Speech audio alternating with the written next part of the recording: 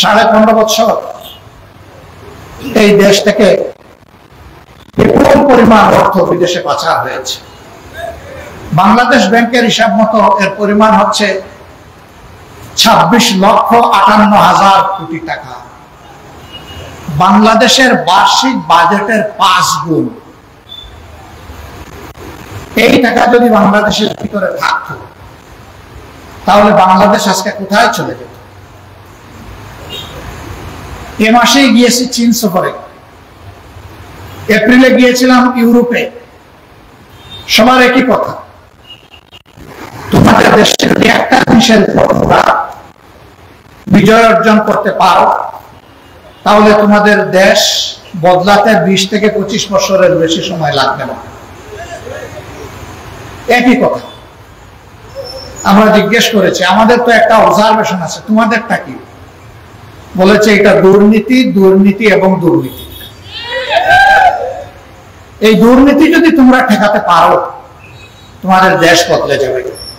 আমরা তোমাদের দেশের সাথে ব্যবসা বাণিজ্য করি, তোমাদের দেশের দুর্নীতি দেখে আমরা লজ্জিত হই, কিন্তু তোমাদের লোকেরা লজ্জিত হয় না। এটা কি একটা জাতির জন্য লজ্জার বিষয়? দুর্নীতি এমনই একটা মহারোগ, যে রোগ সমাজের আর কোনো কিছু বাকি রাখে না। এই দুর্নীতির কারণে সমাজে সন্ত্রাস হবে, দুর্নীতির কারণে লম্পটরা লম্পট করে টাকার বিনিময়ে রেহাই পেয়ে যাবে, দুর্নীতির কারণে নিরীহ মানুষকে স্লগার করে জবাই করার পরে সে বেঁচে যাবে তার টাকা পয়সা দিয়ে। এই দুর্নীতির বহু রূপ আছে। মানুষ মনে করে শুধুমাত্র ঘুষ আর চাঁদা এই দুইটাতেই বোধহয় দুর্নীতি, না। অবশ্যই এই দুইটা বড় মাত্রার দুর্নীতি, কিন্তু এর বাইরে আরেকটা বড় দুর্নীতি আছে, এটা হচ্ছে বুদ্ধিভিত্তিক দুর্নীতি। বুদ্ধি দিয়ে জনগণকে ঠকিয়ে, জনগণকে ঠেকিয়ে নিজের কপাল গড়ার বুদ্ধি।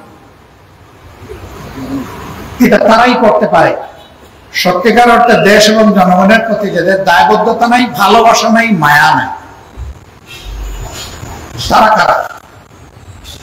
তারা আকাশে মেঘ দেখলে যারা দেশ থেকে পালায় যায় তারা।